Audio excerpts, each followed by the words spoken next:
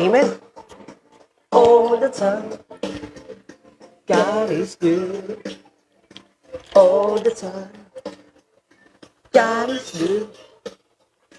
All the time, God is good. All the time. Hallelujah.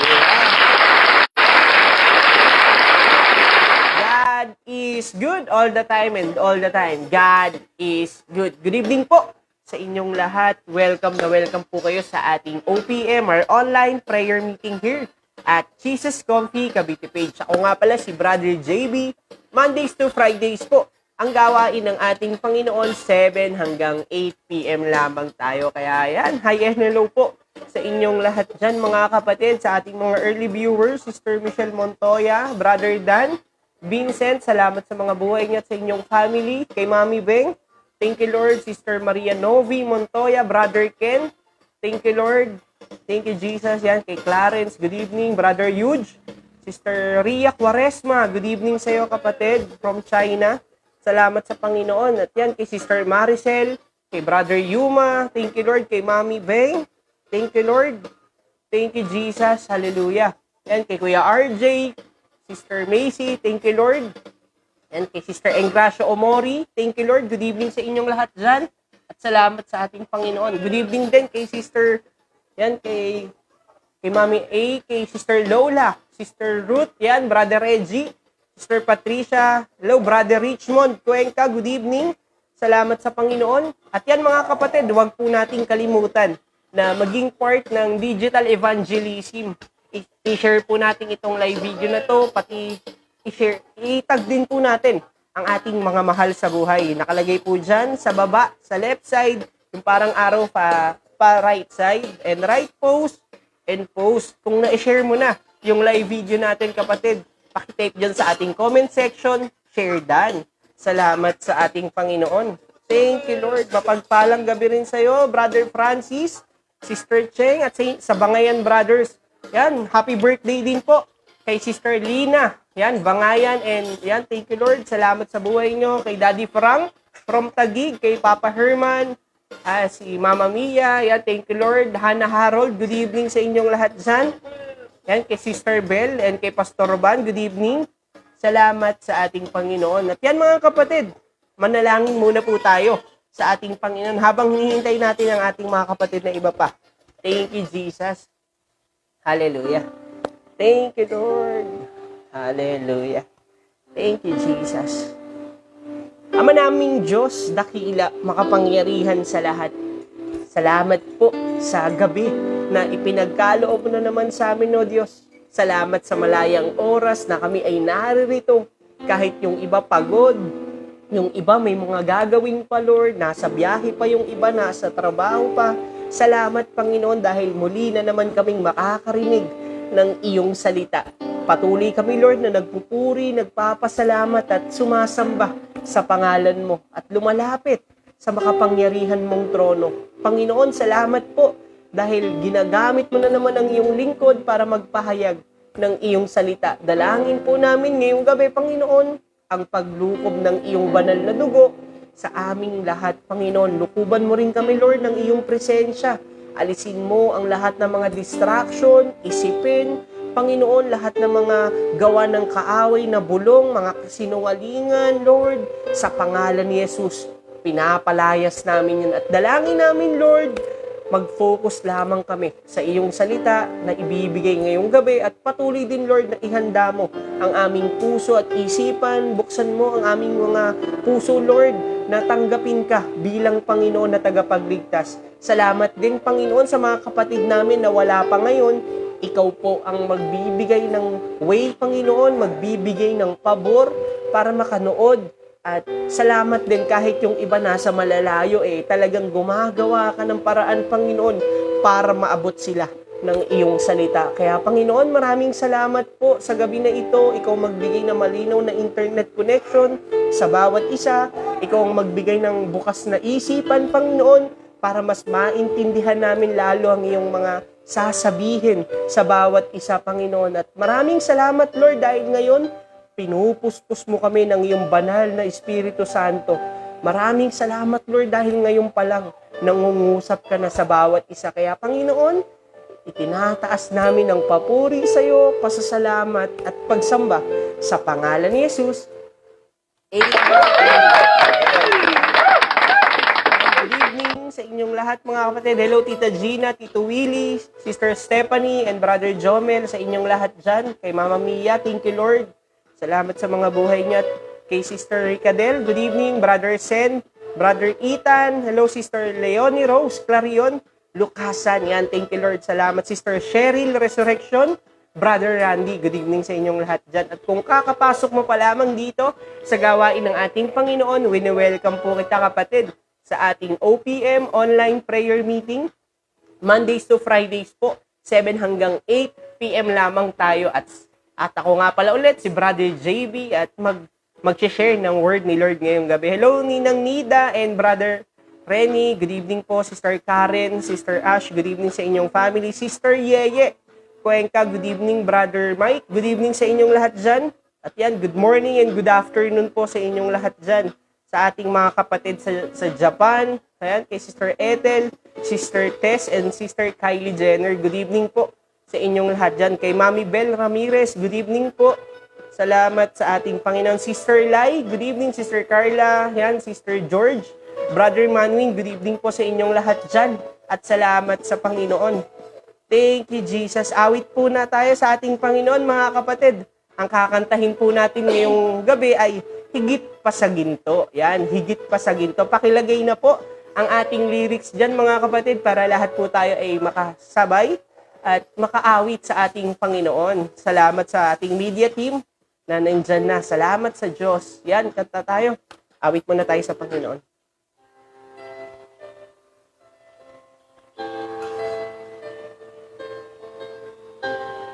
Thank you, Jesus.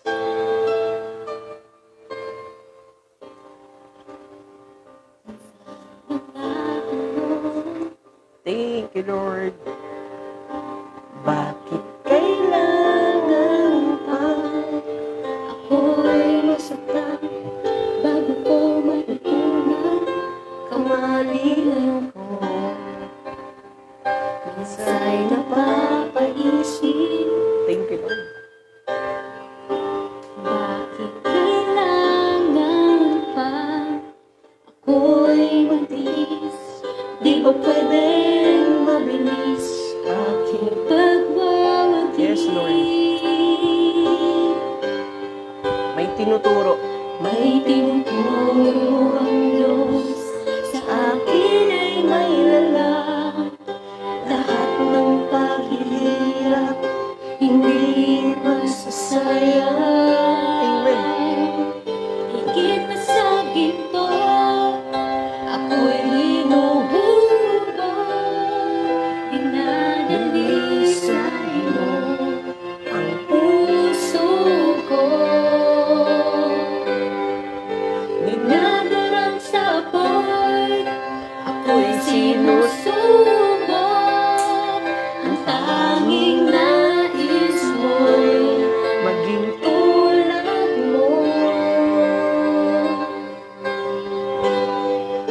Higit pa sa ginto. thank you, Lord. Salamat sa mga pagsubok, Lord, na ibinibigay mo. Salamat din dahil kasama ka namin at hindi mo kami iniwan. Thank you, Lord. Ngayon mo'y alam, Alam mo na pagtitiwala ay pinagtitibay sa anong Jesus. hindi matanda.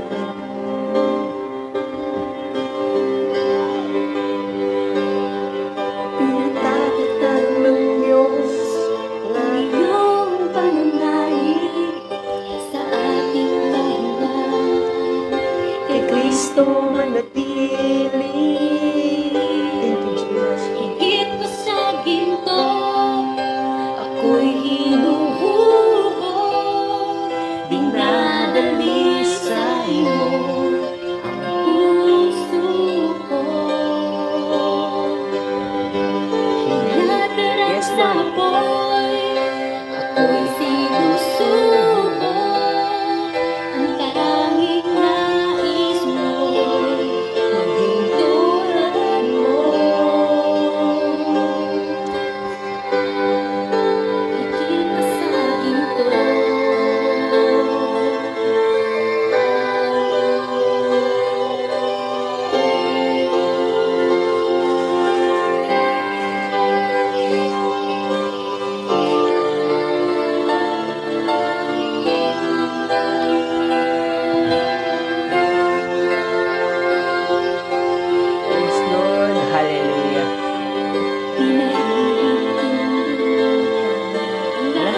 sa ating buhay, mabuti't masama ay nasa kanyang Yes, Lord. mga kamay.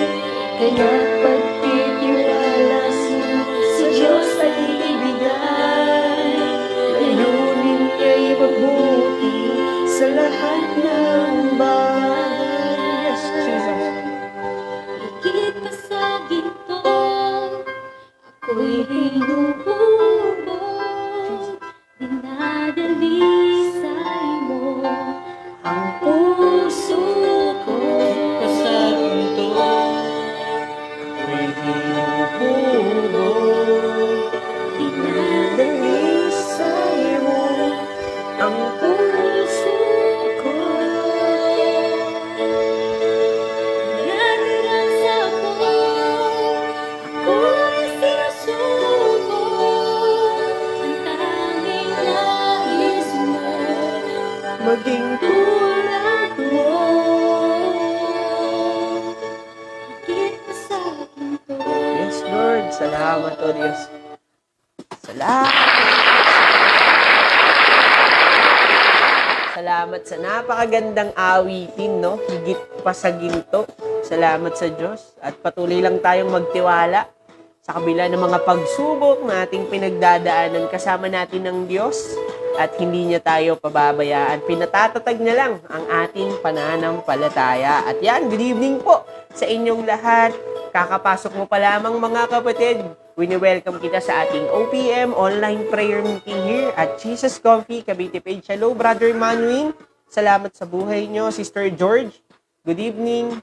Sister Mika, good evening. Sister Ercy, good evening po sa inyong lahat dyan. Brother Marvin, good evening. Mami Ami, yan, thank you Lord. At thank you Jesus. Hallelujah. Thank you Lord. At yan mga kapatid, kanina yung kinanta natin ay higit pa sa ginto. At thank you Lord kasi hindi lang natin siya sa OPM maririnig at mapapakinggan, kundi meron din po tayo yan sa ating YouTube channel, Jesus Comfy Cavite. Punta ka lang sa YouTube at i-search mo dan higit pa sa ginto by Jesus Comfy Cavite at mapapakinggan mo na siya araw-araw. Thank you Lord. At ang kumanta niya, Sister Mel. At yan, nandyan din si Kuya RJ at ang worship team. Salamat sa mga buhay niyo mga kapatid sa napakagandang awitin. At thank you Lord sa mga buhay niyo din sa ating mga kapatid dyan sa Canada. Yan, kay Pastor Ray and Sister Charity Mapalo, kay Brother Twinnie or Brother TG na mas kilala natin. Thank you Lord din kay Sister Josil. Good evening po sa inyong lahat dyan. At sa ating mga kapatid dyan sa Chicago, thank you Lord, sa California, sa Greece. Good evening po sa inyong lahat dyan. Patuloy po kayong mag-ingat, patuloy po kayong palakasin at gamitin ng pangmalakasan ng ating Panginoon. Sister MJ, good evening po kay Tita MJ. Yan, kay Sister Hannah, and kay Brother Joel Napoletano at sa inyong family. Good evening po sa inyong lahat dyan. At konbawa po sa ating mga kapatid dyan sa Japan at sa China. Thank you Lord sa mga kapatid natin dyan, kay Brother Ronel and Sister Kay Napoles, yan, Sister Tess, Sister Kylie and Sister Ethel. At sa ating mga nagwagwapuhang pastor at kay Bishop din po, kay Bishop Ricky and kay Reverend Joe. Good evening po sa inyong lahat dyan, kay Pastor Arnold, Pastor Jojo, Pastor John, at yan kay Pastor Roban Rosit. Good evening po sa inyong lahat dyan. Salamat po sa inyong Panginoon. Salamat po sa ating Panginoon. At yan mga kapatid, comfy break muna po tayo. Thank you, Jesus. Hallelujah.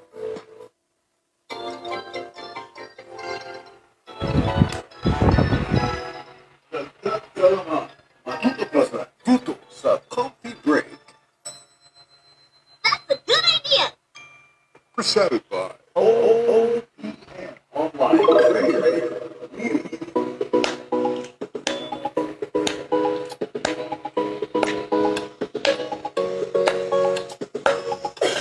Yan, thank you Lord. At yan mga kapatid, we encourage you po na araw-araw po tayong magbasa, magsaliksik ng salita ng ating Panginoon. At ngayon po ay ang babasahin natin ngayong araw ay yung Awit chapter 104. Thank you Lord sa ating mga kapatid na nag-comment dyan, na nag-post ng kanilang mga insights, yan, nag-share din ng kanilang mga binasa ngayong araw. At dito mga kapatid, napili ko po ang verse 27 to 28. Sabi po dito ng ating Panginoon, lahat sila'y umaasa. Sa iyo ay nag-aabang, umaasa sa pagkain na kanilang kailangan. Ang anumang kaloob mo ay kanilang tinatanggap. Amen. Mayroon silang kasiyahan sapagkat bukas ang iyong palad. At dito mga kapatid, sinasabi dito sa atin na sa Diyos lang tayo umasa. Sa Diyos lang tayo lagi mag-abang at sa Diyos lang tayo humingi ng ating mga pangailangan araw-araw. Sapagkat ang Diyos, kapatid, alam niya ang lahat ng pangangailangan mo. Alam niya kung ano yung mga gusto mo at nais mo. Kaya kapatid, si Lord kapag nagbibigay sa atin, hindi yan madamot. Sabi nga doon, di ba? Bukas ang kanyang palad. Kaya sabi din doon sa kanyang salita, kapag ikaw ay kumatok, ikaw ay kanyang pagbubuksan. At dito, sa sinasasalita ng Panginoon, talagang kung ano yung ibigay sa atin ng Lord, wag tayong mahiya na magpasalamat din. Kasi kapag nagbibigay ang Diyos, talagang para sa ikabubuti natin at laging pangangailangan yung binibigay niya sa atin. Kaya mga kapatid, pinapaalala sa atin ng Panginoon, kung ano man yung ibigay niya sa atin, ipagpasalamat natin araw-araw. Yan ang ating coffee break. Thank you, Lord. That's a good idea. Presented by OPM Online Prayer Meeting.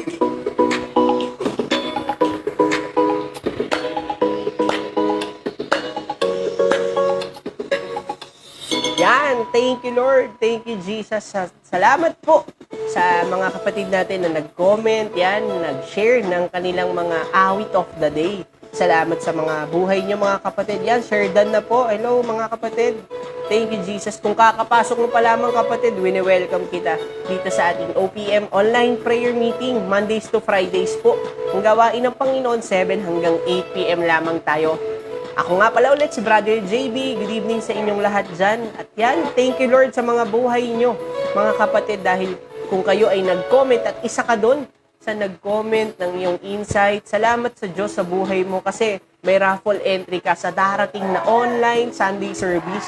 At yan sa Panginoon, salamat sa Diyos kasi kapag nag-share ka ng insight mo, kapatid, hindi ka lang basta pinagpapala ng Diyos, kundi pinaparanas niya pa sa'yo yung salita na nagbibigay buhay at nag-e-encourage atin na mas lalong magpatuloy sa kanyang feeling. Yan. Salamat sa Diyos kasi thank you Lord kasi marami na tayong mga kapatid na nanalo. Yan, thank you Lord. Every Sunday nalabas yung kanilang mga pangalan sa ating Facebook page. Kaya kapatid, we encourage you, wag lagi mong abangan, lagi kang mag-antay, yan, antabayanan ng kung anong awit na ba tayo. Di ba? 104 ngayon, sa Monday, 105. Kaya habang maaga pa lang, basahin mo na yan, tapos mag-comment ka na sa ating page. Salamat sa Diyos. At yan mga kapatid, ini-invite din po pala natin ang lahat sa darating na March 19, 2023. Yan, next Sunday po yan. Meron po tayong physical gathering. Hallelujah. Darating po yan na March 19. Thank you, Lord. Wag mong kakalimutan na magpa-register kay Mami A. Yan. Mami ng lahat. Kay Mami Adriana Rosit. Yan. Palista ka na kung sino yung mga invite mo, sino yung mga kasama mo, family mo, palista mo lahat yan. Para maiayos na yung mga upuan, tsaka yung mga food, mai-distribute ng maayos. Diba? Walang kulang at walang labis. Diba? Walang labis, walang kulang. At salamat din sa Panginoon sa ating mga kapatid na patuloy na umaattend sa gawain ng Panginoon sa Bible study natin. Every Wednesday po yan mga kapatid. 8:30 hanggang 9:30 po. Kasama natin dyan si Pastor Roban Rusit at ang ating mga kapatid sa pananampalataya. At thank you Lord po sa inyo. At meron din tayong mga kapatid dyan kung nais mong sumali sa small groups, sa cell groups. Meron po tayong WOW Ministry, Women of Wisdom, Women's Ministry, yan, mga nagagandahan naming mga asawa, thank you Lord. At yan, sa mga men's na nagwagwapuhan, thank you Jesus. Sa mga kabataan, sa youth and young pro, meron din tayong worship team, salamat sa Panginoon, dance team, yan kapatid, kung saan ka igagamitin ng Panginoon, talagang sumali tayo, natin yung buhay natin para sa Kanya. Kaya thank you Lord mga kapatid. Mag-comment ka lang po sa ating page para ma-join ka sa ating cell groups. Thank you, Lord. At yan mga kapatid, buksan na po natin ang ating Bible. Siyempre, kunin muna natin yung Bible natin, notebook at ballpen. Tapos buksan mo po yan sa Mateo chapter 8 verse 23 to 26. Mateo chapter 8 verse 23 to 26. May maingay na baby po sa likod. Salamat sa Diyos, naglalaro si Abby. Yan. Thank you Lord, salamat sa Diyos. Thank you, Jesus. At ayan, habang hinahanap mo kapatid ang Mateo chapter 8 verse 23 to 26, yan, kung na-miss mo po ang ating live videos, yung mga OPM natin, Mondays, yung Sunday service natin, thank you Lord, meron po tayong replays mga kapatid, na i-upload na po yan sa ating page. Thank you Lord, sa ating YouTube channel. I-visit mo lamang po yan kapatid at panoorin muli para mas lalo kang mabless at mas lalong tumatag yung pananampalataya. Pero bago ang lahat, kung hindi ka pa nakasubscribe, i-subscribe mo na din ang ating YouTube channel, i-like and follow mo na din ang ating page, at pakishare na din yan sa ating mga mahal sa buhay. Thank you, Lord. Yan mga kapatid, nagpapasalamat din po ang ating Panginoon sa ating mga faithful kingdom partners.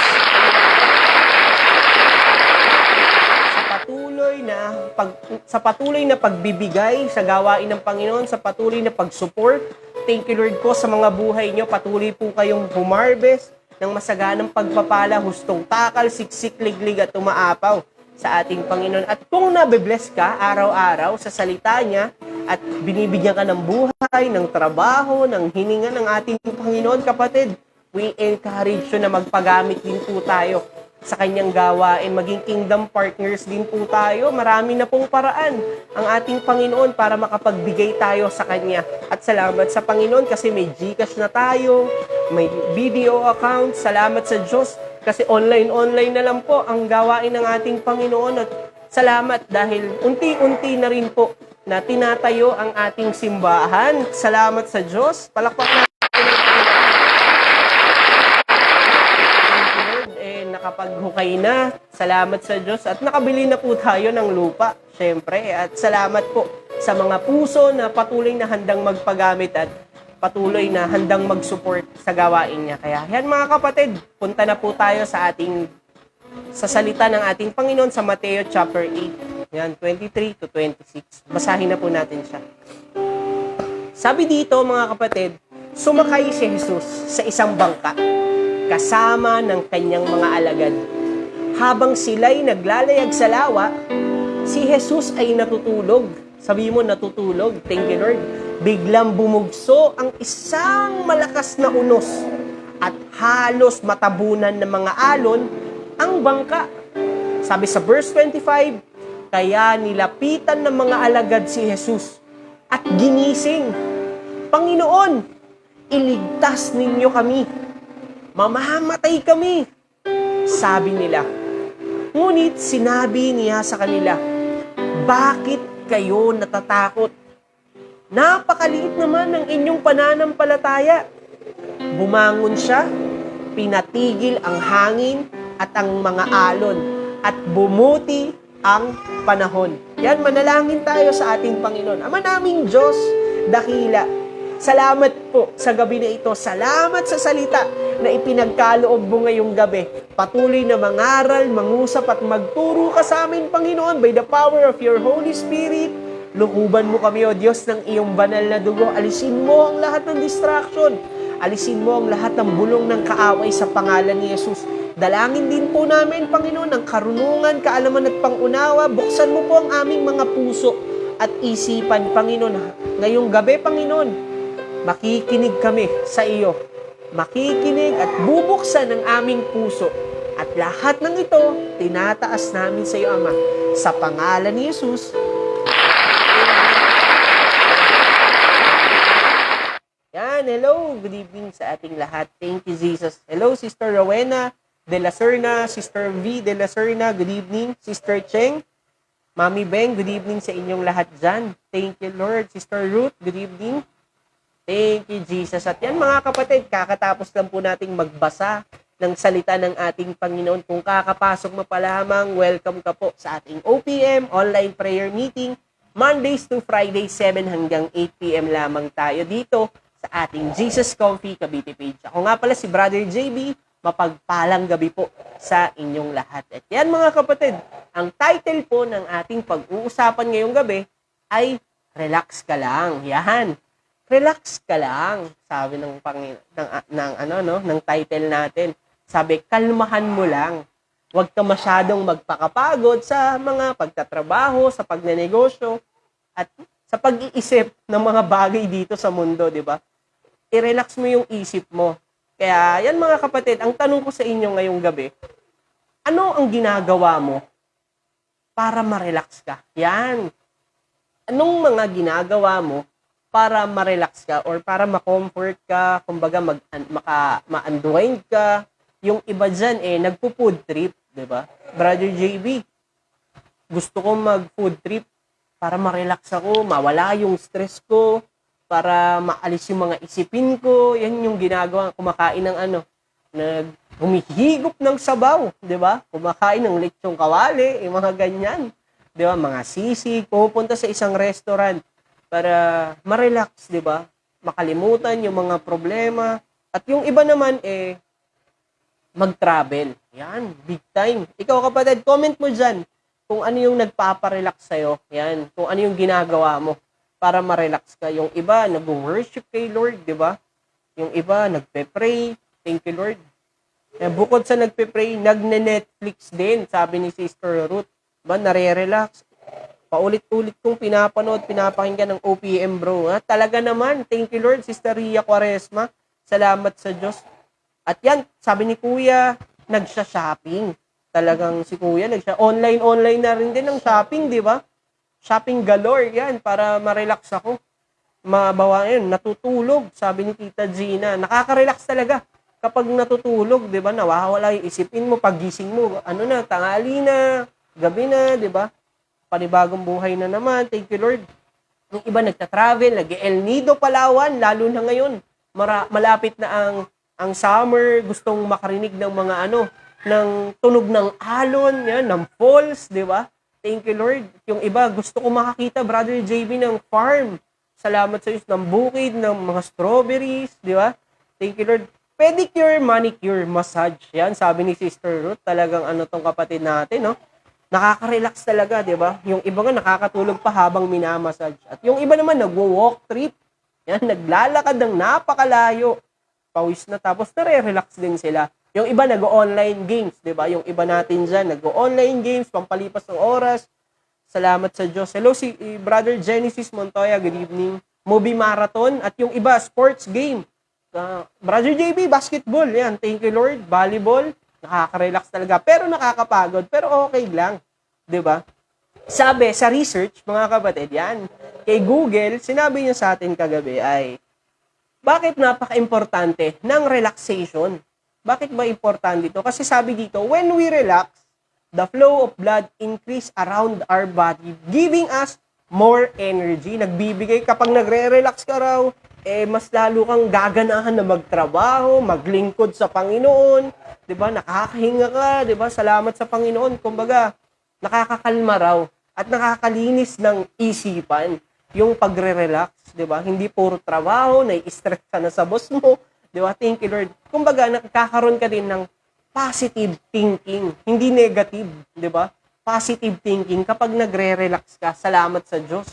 At yung iba naman, lalo daw tumitibay, sabi ni Google, tumitibay yung memory mo, naaalala mo yung mga ginawa ng Diyos. Hindi yung mga nakaraan na pangit, hindi. Yung mga magagandang memory na ginawa nyo ng asawa mo, ng family mo, di ba? Nakakapag-concentrate ka pa daw sa mga bagay na ginagawa mo, lalo na sa gawain sa Panginoon. At hindi lang yan, yung decision-making mo maayos. Sabi, kapag nagre-relax ka. Kaya kapatid, sabi dito, kapag nagre-relax ka din, hindi ka daw na-high blood. Yan, yung blood pressure mo normal, at nare-relieve daw yung tension mo. Hindi ka daw nagkakaroon ng anxiety, nade-distress ka, kumbaga ganun yung sabi. Kaya napaka-importante ng relaxation. At ako naman, gusto kong ibahagi sa inyo, gardening with my husband, Sister Rowena, yan. Nare-relax ako kapag nakakadrink ako ng fresh juice and salad. Yan kay Ninang Ellen. Thank you, Lord. Di ba talagang nakaka-relax talaga? At gusto ko ding i-share sa inyo, mga kapatid, yung experience ko na ginagawa ko kapag nade-drain ako or gumagawa ako ng lesson. Yan, kasi kapag daming sa every Thursday mga kapatid, bumabiyahe kasi ako Monday to Saturday, maliban sa Friday ngayong araw. Nakakapagod, hindi ko alam kung paano ko umpisahan yung lesson, kung paano ko gagawa ng lesson sa OPM. Alam niyo po yung ginagawa ko mga kapatid, nagre-relax ako, hindi para gumastos ng malaki, hindi ganon. Lumalabas lang ako dito sa bahay namin para tignan yung mga ginawa ng Diyos sa buhay namin. Kasi, kumbaga, sabi ko, Lord, ang galing kasi imposible sa amin to. Itong bahay na to, yung sasakyan na pinahiram sa amin. Tapos makikita mo na, dito na ba talaga kami nakatira? Grabe si Lord ba? Doon pa lang nare-relax na ako. Tsaka medyo tahimik po kasi dito sa labas. May mga bata, may mga ganun lang din. At nabibless din ako sa mga kapitbahay namin kasi ang gaganda ng bahay nila. Grabe talagang binibless din sila ng Panginoon. At higit sa lahat mga kapatid, ang nakakapagparelax sa akin ay yung tulog. Kasi pag Friday, hindi ako bumiyahe, matutulog ako niyan para pagdating ng OPM, hindi tayo masyadong haggard. Yan, kumbaga parang bagong gising tayo. 'Di ba? Nakakadagdag yun sa akin ng relaxation. Thank you, Lord. At kaya naitanong ko po sa inyo yan mga kapatid.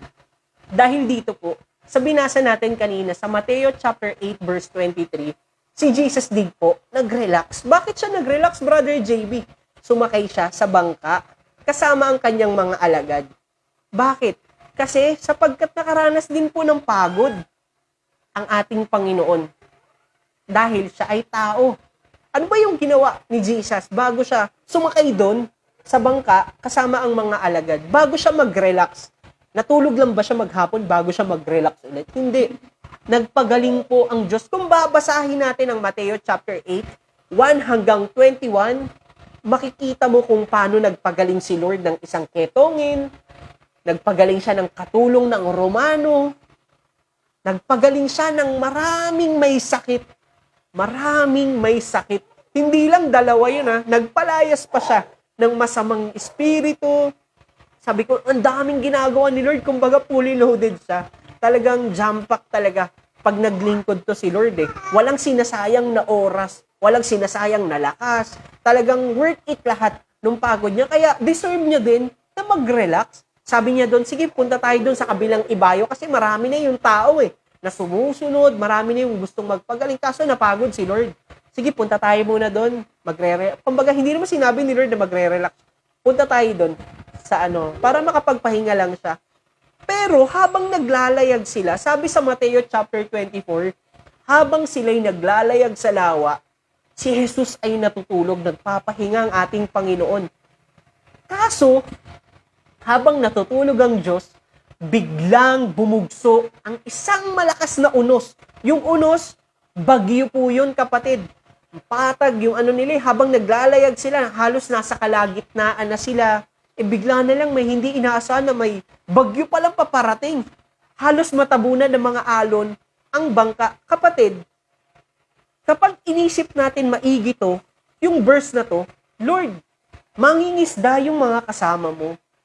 Mangingisda. Lahat parang professional na sila dyan. Bago maglayag yan, titingnan muna nila kung babagyo ba, kung umaambon, kung pangit ba yung panahon, masama. Kaso hindi naman ganun kagad Hindi ganun yung nila. Nakita nila, okay na okay, sige, layag tayo doon, punta tayo doon sa kabilang ibayo. Kaso, doon, sa gitna, bigla na lang may malakas na unos. May bagyong hinagupit sila. Kumbaga, napanood ko nga sa YouTube, sabi ko, Lord, yung Sea of Galilee, paano ba siya paano ba siya nagkakaroon ng alon? Kasi lawa di ba, karaniwan, unusual, sa mga lawa, hindi masyadong hindi masyadong inaalon. Dagat kasi ang inaalon sa ating isipan. Pero kapag pala malakas yung bagyo, malakas yung talagang unos, ang lakas din ng alon niya, kumbaga sa hangin kasi, di ba? At sabi ko, Lord, ano yung sinasabi mo dito sa bagyo na to?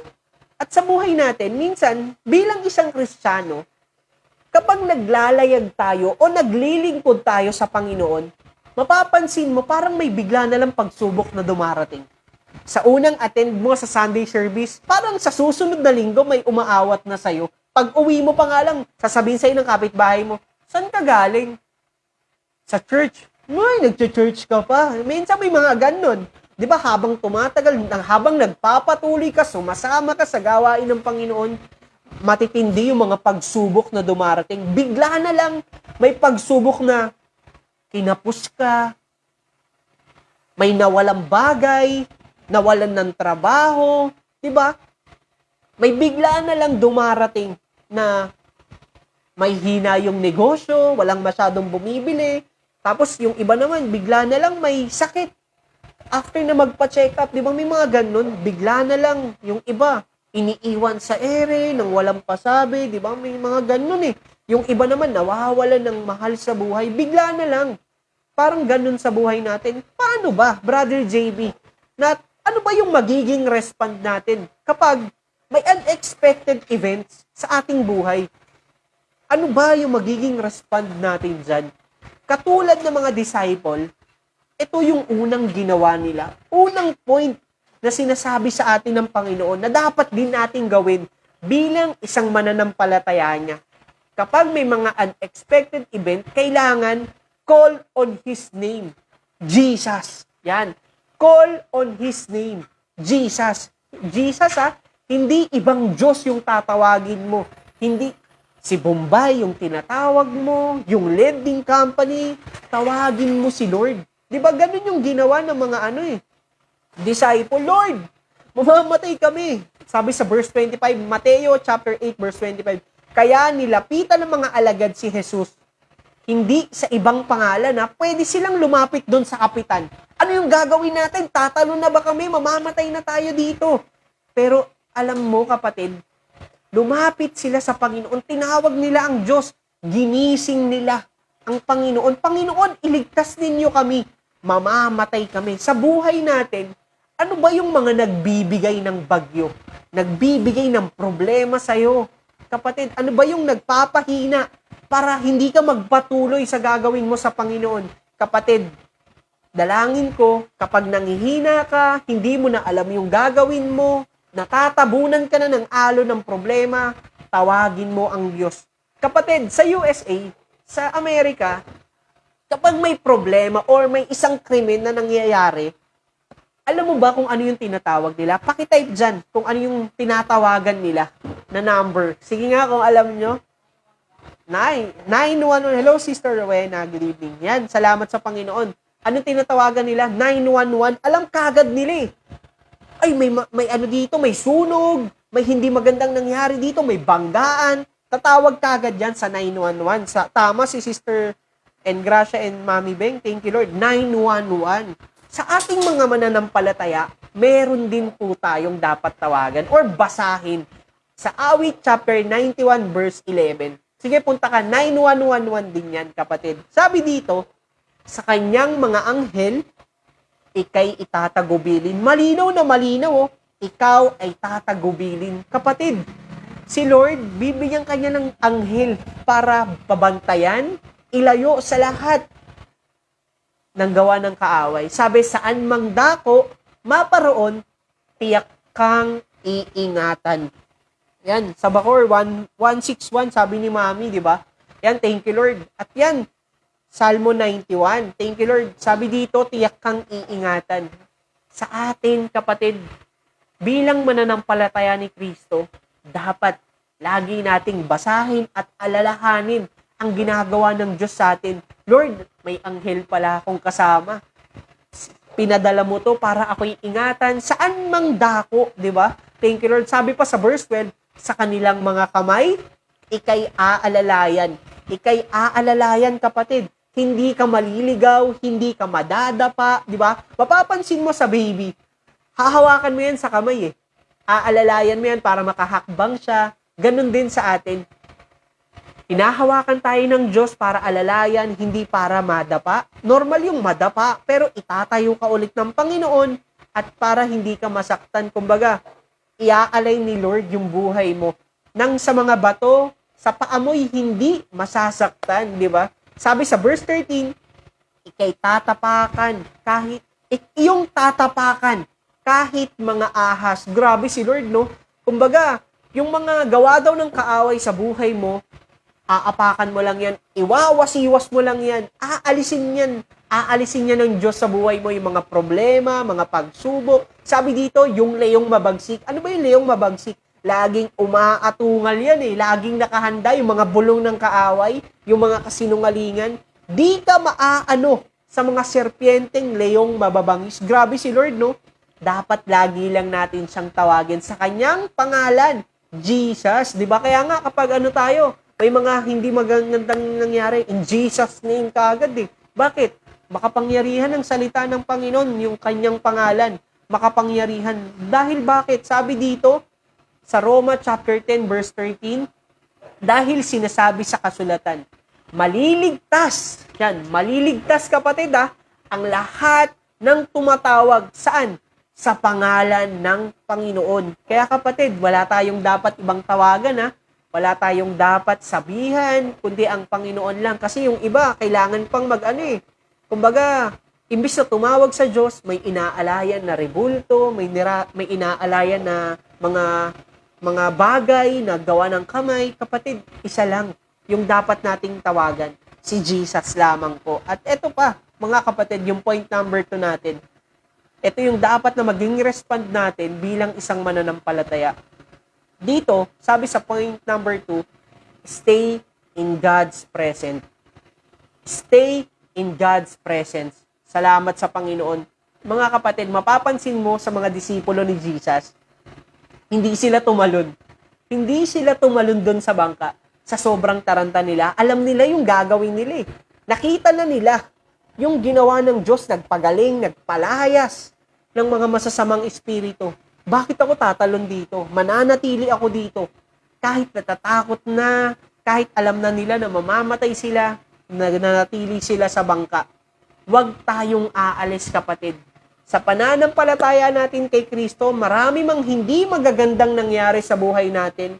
Dalangin ko na manatili ka sa Panginoon. Kahit na punong-puno ka ng isipin, inaaway ka na ng boss mo, inaaway ka na ng mga kaibigan mo, itinatakwil ka na ng pamilya mo dahil sa iyong pananampalataya, manatili ka sa presensya ng Diyos.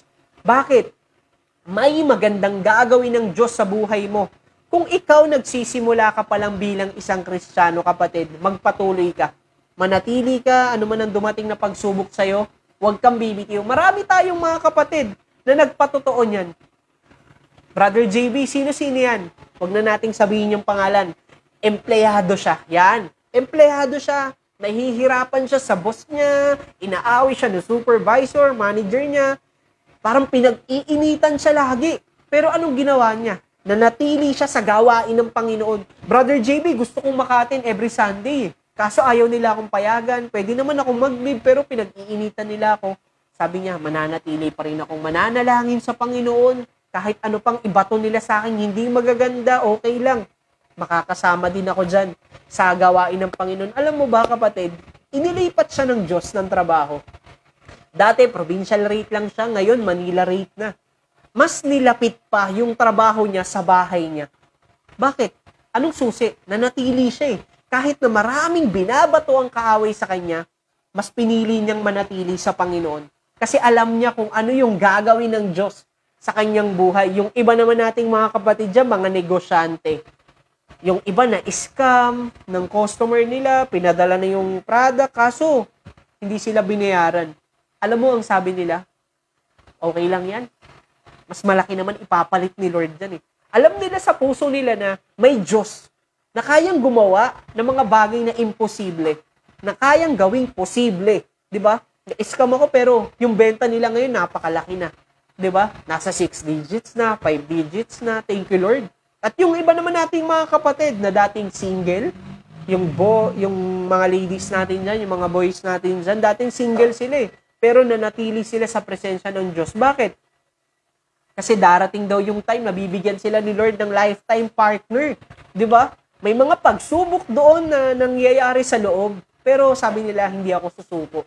At syempre, kapag nagbigay ng lifetime partner si Jesus, ang ating Panginoon, hindi magiging burden yan sa'yo. Yan. Hindi magiging burden sa'yo yung lifetime partner mo. Kundi, magiging pagpapalayan para sa'yo. Thank you, Lord. Thank you, Jesus. At yung iba naman natin, mga estudyante naman. Thank you, Lord. Yung iba, hirap na sa thesis, sa mga professor nila. Lord, nahihirapan ako pero ikaw lang yung tatawagin ko. Mananatili pa rin ako sa'yo. Alam mo mga kapatid, nakakatawa yung mga estudyante natin noon. Kasi sa kabila ng kanilang pag-iyak, pagsasakripisyo sa gawain ng Panginoon, ngayon, teacher na sila. 'Di ba? Teachers na sila, nagtuturo na sila sa school, sumasahod na, 'di ba? Talagang yung pagtitiis ay nandoon. Pero kapag nanatili ka sa Panginoon, may resultang napakaganda. 'Di ba? Yung iba naman nating mga kapatid diyan na dating may sakit, 'di ba? Nagkaroon bigla ng sakit nung naglilingkod sa Panginoon, nagkaroon ng cancer, nagkaroon ng bukol, nagkaroon ng sakit sa puso. Pero alam mo ngayon, kapatid, pinagaling sila lahat ng Panginoon. Grabe sila. Lahat ng mga findings naging normal, naging negative lahat. Bakit? Nanatili sila sa Panginoon. Hindi na nila inisip yung mga alon ng buhay, yung mga bagyo. Mananatili na lang ako kay Lord.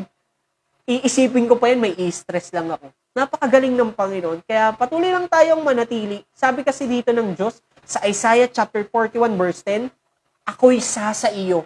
Sasa iyo daw kapatid, sa akin din. Huwag kang matakot. 'Di ba? Huwag tayong matakot. Kasama natin ng Diyos sa lahat ng laban ng ating buhay. Sabi ng Diyos, ako ang iyong Diyos. Hindi ka dapat mangamba. Saan ka ba nangangamba ngayon kapatid? Paparating na naman yung mga bills? 'Di ba? Kakabayad mo lang ng katapusan, may dumating na naman, due date, katapusan na naman, 'di ba? Parang paulit-ulit lang eh. Yung binibigay na problema ng mundo na to sa atin. Ano dapat natin gawin? Hindi dapat tayo mangamba. Palalakasin ka ng Lord, kapatid, at tutulungan at ililigtas sa mga bayarin mo. Hallelujah. Thank you, Lord, no? Kaya, kapatid, dalangin ko na manatili tayo sa presensya ng Panginoon, patuloy tayong sumunod sa kanyang kalooban. At thank you, Lord. At dito din, mga kapatid, sa mga disciple ni Jesus, diba, dumating yung malakas na bagyo, tinawag nila si Lord, nanatili sila sa bangka, hindi nila, kumbaga, hindi sila nagdesisyon na tumalon na lang, mag-ano lang tayo, bahala na. Hindi, nanatili sila. At alam mo yung pangatlo, be firm in your faith. Be firm in your faith. Kailangan matatag yung pananampalataya mo. Kailangan walang halong pagdududa. Yung mga disciple, napansin, paano kaya kung ako yung nandun, Lord? Kasi nakita ko dun sa YouTube, 10 feet, talagang ang taas ng alon, na kapag may bagyo talaga sa Galilee, grabe dito. Sabi ko, Lord, sino ba naman, kumbaga, halos lahat matatakot eh. Normal na matakot ka. Bakit? Tao ka lang eh. Hindi ka naman immortal eh. 'Di ba? Kung immortal ka, hindi ka matakot kahit anong mangyari, pero tao ka lang eh.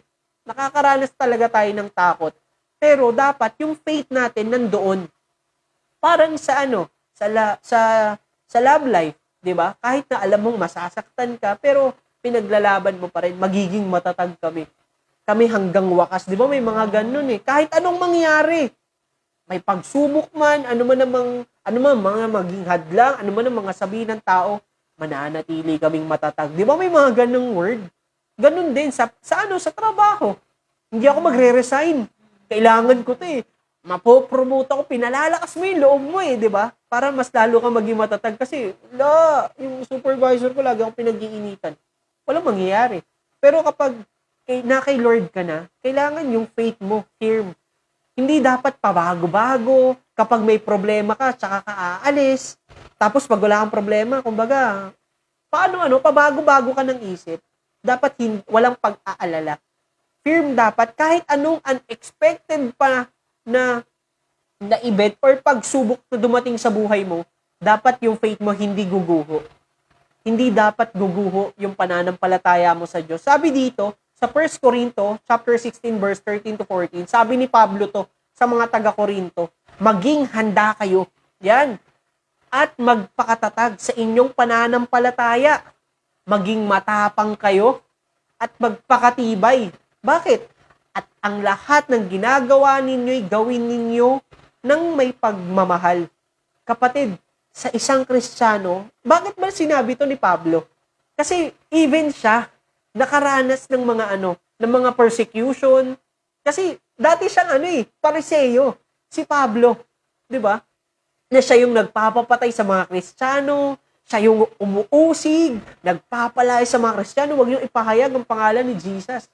'Di ba? Pero tinurn ni Lord yun yung buhay niya. Kaya sabi niya, maging handa kayo. Sa pagiging Kristiyano mo, kapatid, maging handa ka.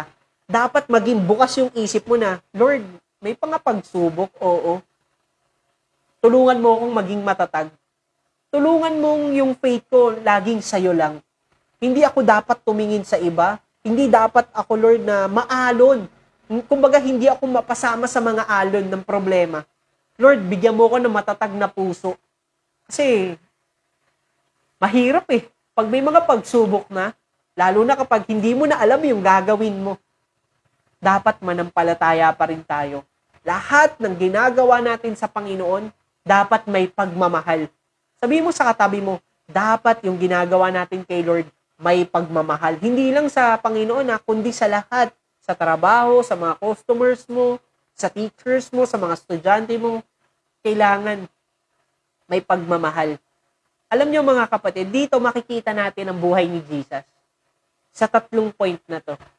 Si Jesus po, lagi siyang tumatawag sa Ama. Mapapansin mo si Lord sa New Testament, after niya na magpagaling, magpakain ng 5,000, mapapansin mo si Lord, pumapanik siya sa Zion. Pumapanik siya sa mga bundok para tawagin yung pangalan ng kanyang Ama. Lord, bigyan mo ko ng kalakasan na mapagtagumpayan ulit ang bukas. Palakasin mo ulit ako. Nanghihina siya eh. Nananatili siya doon sa presensya. Nananatili siya doon sa presensya ng Panginoon. At salamat sa Panginoon kasi hindi nawala yung faith ni Lord sa Ama. Sinubok si Lord. 'Di ba? Mapapansin mo, sinubok si Lord eh. Gawin mong tinapay yan, yung bato. Hindi niya ginawa yun, nasusulat. Hindi siya nagpatukso sa mga tukso. Tinatagan niya yung faith niya hanggang kamatayan. Umpisa pa lang hanggang kamatayan. Alam na ni Lord. Nakita niya na sa kanyang mga mata kung ano yung mangyayari sa kanya. Pero sumuko ba siya? Hindi siya sumuko, kapatid. At dalangin ko, ganun din sa buhay natin. Marahil ikaw ngayon, marami kang problema, marami kang pagsubok, mga bagyo na nararanasan. Yung iba nawalan ng mahal sa buhay, bigla na lang nagkaroon ng sakit, biglang nawalan ng trabaho, biglang na zero ulit. Kapatid, ipagkatiwala mo ang lahat sa Diyos. Kasi mapapansin mo dun sa story natin, kung hindi nagkaroon ng bagyo sa buhay, sa dagat, sa lawa, hindi nila mararanasan yung kapayapaan ng tubig. Kapatid, tandaan mo, hindi panghabang buhay yung bagyo na yan. Dadaan yan, pero hindi yan mag-i-stay sa buhay mo. Titigil din yan. Uhupa din yan. Lilipas din yung bagyo na yan. 'Di ba? Mabilis yan, aalis lang, dadaan lang yan. Minsan kasi tinatambay natin, sinusundan natin yung bagyo. Kapatid, dalangin ko, hayaan natin ng Diyos. Hayaan natin ng Diyos ang kumilos sa atin. Tawag lang tayo, Lord. Binabagyo ko. Natatakot ako. Hindi ko alam yung gagawin ko. Tawag lang tayo sa Kanya. Gusto ng Diyos na isuko mo yung buhay mo sa Kanya. Kapag sinuko mo sa Diyos yung buhay mo, kapatid, magbabago yung buhay mo. Mararanasan mo yung kapayapaan sa buhay mo. Kapatid, sabayan mo lang ako sa panalangin ngayong gabi. Yuko mo yung ulo mo, pikit mo yung mata mo, taas mo 2 kamay mo. Huwag mo munang pansinin. Huwag mo munang pansinin yung mga katabi mo. Sabihin mo, Panginoong Hesus, sa akong makasalanan, marami akong pagdududa, pagkatakot, pag-aalala sa puso ko. Ngayon, pinagsisisihan ko na ang lahat. Panginoon, salamat po sa pagpapatawad mo. Salamat po sa pagpapaalis ng mga bagyo sa buhay ko. Salamat po sa kapayapaan, Lord, na ibinigay mo. Ngayon, tinatanggap ko ang buhay na walang hanggan sa langit kasama ka. Sa pangalan ni Jesus. Amen. Lord. Hallelujah. Sumabay ka ba sa panalangin, kapatid? Thank you, Lord. Tinanggap mo ba si Jesus bilang tagapagligtas? Salamat sa Diyos. Kapatid, sa lahat ng kasalanan mo, mga pag-aalala, pagdududa, pinatawad ka na ng Panginoon. Binibigyan ka ngayon, kapatid, ng matibay na pananampalataya. Thank you, Jesus. Thank you, Lord. At yan, mga kapatid, in 5 minutes, tapos na po tayo. Manalangin po ulit tayo sa ating mga kapatid na nakakaranas ng hindi maganda, nakakaranas ng bagyo. Patuloy natin silang ipanalangin sapagkat si Lord, kapag tumawag tayo, sasagutin niya tayo at patuloy na babaguhin ang ating buhay. Kaya yan, thank you Lord Jesus, hallelujah. Panginoon, Ama naming Diyos, dakila makapangyarihan sa lahat. Salamat po sa gabi na ipinagkaloob mo. Salamat sa mga salita na aming tinanggap. Lord, salamat dahil ikaw lamang ang aming Diyos na dapat naming tawagin. Ikaw lamang ang Diyos na dapat naming panampalatayaan, Lord. Patuloy mo po na palakasin ang aming faith, Lord, sa iyo. Patuloy kaming mas lalong sumunod sa kabila ng mga bagyo na aming dinaranas, Panginoon. Bibigyan mo kami ng karunungan sa lahat ng mga desisyon. Lukuban mo kami palagi, Panginoon, ng iyong banal na dugo. Alisin mo ang lahat ng mga distraction, lahat ng gawa ng kaaway, mga bulong sa pangalan ni Jesus. Dalangin din po namin ang mga kapatid namin na pasyente, nagkaroon ng cancer, ng disease, Lord, nagka-leukemia, nagka-cancer sa balat, sa buto. In the name of Jesus, Panginoon, pagagalingin mo po sila, Panginoon, at tumatawag kami sa pangalan mo, Jesus, Panginoon. At salamat, Lord, dahil ngayon palang hinahawakan mo na sila ng iyong makapangyarihang kamay at pinagubili mo na sila, Panginoon, sa iyong mga anghel, Panginoon. Palalakasin mo sila, Panginoon. Aalisin ang lahat ng mga sakit, lahat ng pag-aalala, pagdududa, pagkatakot, Panginoon. Binibigyan mo na sila ng kapayapaan. Lord, hawakan mo sila mula ulo hanggang talampakan. Pagagalingin mo po sila, Panginoon. At dalangin din namin, Panginoon, sa mga pangangailangan nila. Sa mga pang-maintenance, sa mga gamot, pangbayad sa mga pang-check up, sa mga doctor's fee. Lord, in Jesus' name, ikaw ang magpo-provide para sa kanila, Panginoon. Mamanghain mo sila, Panginoon. At ang kanilang mga kamag-anak ay bibigyan mo rin ng kapayapaan, Panginoon, na mas lalong tibayan ang kanilang loob, mas lalong tibayan ang kanilang pananampalataya sa iyo. Lord, salamat sa mga kapatid ko na nakaranas ng mga milagro.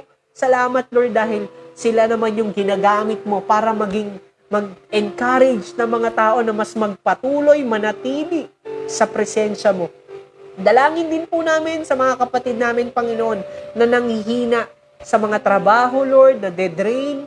Lord, in Jesus' name, palakasin mo sila, Panginoon, sa pagbiyahe, ingatan mo sila, alisin mo lahat ng aksidente, pagkasira, aberya ng mga sinasakyan nila, makauwi sila ng ligtas, maayos, at bigyan mo sila, Lord, ng kapahingahan sa iyong presensya. At bigyan mo rin sila, Lord, ng provision sa lahat ng kanilang pangangailangan.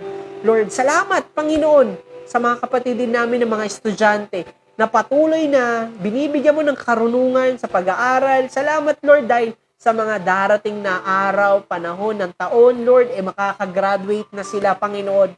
Makakapagtrabaho na sila, Lord. At salamat, Lord, dahil gagamitin mo rin sila ng pangmalakasan sa iyong kaharian. Kaya, Panginoon, maraming salamat ngayon pa lang. Tinatanggap na namin ang sagot sa aming mga panalangin. Salamat, Lord, sa pananampalatayang buhay. Salamat, Lord, sa pagtugon. Salamat sa kapangyarihan ng iyong banal na pangalan mo, Panginoon, na si Jesucristo. Kaya, Panginoon, ibinabalik na namin ang lahat ng papuri sa iyo, Ama, pasasalamat at pagsamba sa pangalan ni Jesus.